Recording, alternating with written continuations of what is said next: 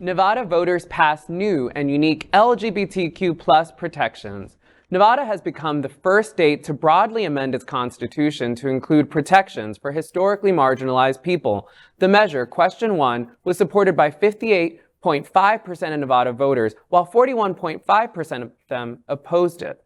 Question 1 was, quote, shall the Nevada Constitution be amended by adding a specific guarantee that equality of rights under the law shall not be denied or abridged by the state or any of its cities, counties, or other political subdivisions on account of race, color, creed, sex, sexual orientation, gender identity or expression, age, disability, ancestry, or national origin, end quote. It is a wide-ranging amendment to the Nevada State Constitution that includes anti-discrimination protections covering gender identity and sexual orientation. With Nevada's ERA, equal rights are guaranteed for all. Executive Director of Equality Nevada, Chris Davin, said, quote, Nevada has always been one of the states at the forefront for LGBTQ rights. We are a pretty advanced state that takes ownership in the people's voice. Nevada is one of the very few states that offers protection on a lot of topics from abortion to LGBTQ people, end quote. Supporters of the amendment said it would provide new tools to challenge discrimination and close gaps where those rights are not guaranteed. I mean, that was a long, I like ran out of like saliva. Yeah. True story. Patrick will help you with that later.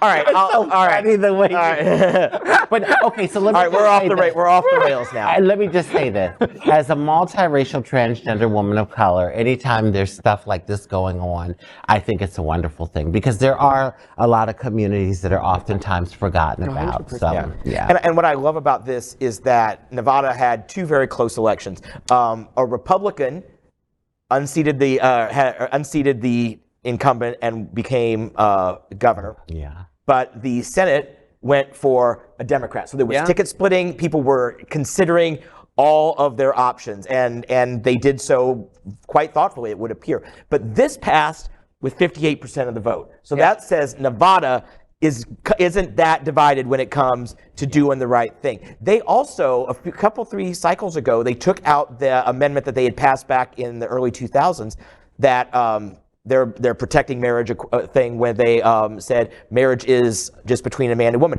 They voted to remove that from their constitution. So even if abridged fell, they would still have marriage equality there. It's guaranteed in their state. So they've been very progressive on LGBT issues. I mean, and you have to. Have you seen those shows on the Vegas Strip? I mean, my God. If you take the gays out of Vegas, you're just taking Vegas. Yeah. The place is going to go bankrupt. Yeah. Nevada's become a really interesting kind of like lightning rod for so many big questions. And I think, and it has been for quite some time, but really outside of like Las Vegas or Reno, like there's a very different politics at hand. But of course, the larger concentrations of folks in these larger cities have really kind of shaped the conversation for the state for quite some time. And it looks, I mean, this is really a great step forward in that way. And look at the margin. The margin was so much bigger in the passage of this amendment than it was on either of those, close races that went one for Republican, one for Democrat. And it also goes to show you that the public is with us on LGBTQ issues by and large.